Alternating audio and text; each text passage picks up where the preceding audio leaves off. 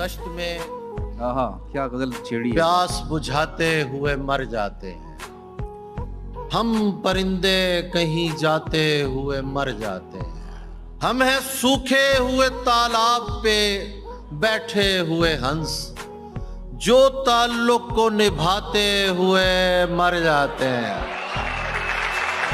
वाह वाह वाह वाह वाह वाह वाह, क्या कहने क्या कहने।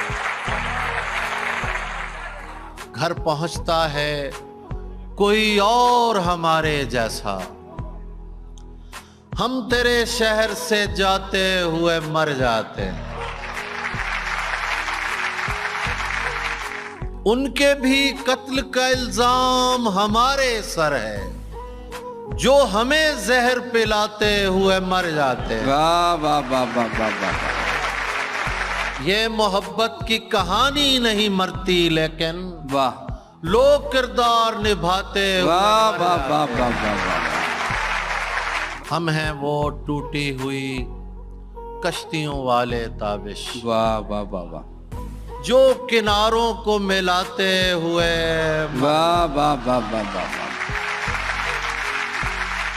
क्या कहने इसी क्या हवाले से दो चार शेर और अगर जी। बैठता उठता था मैं यारों के बीच, हो गया दीवार दीवारों के बीच। वाह, मेरे इस कोशिश में बाजू कट गए, बहुत खूब।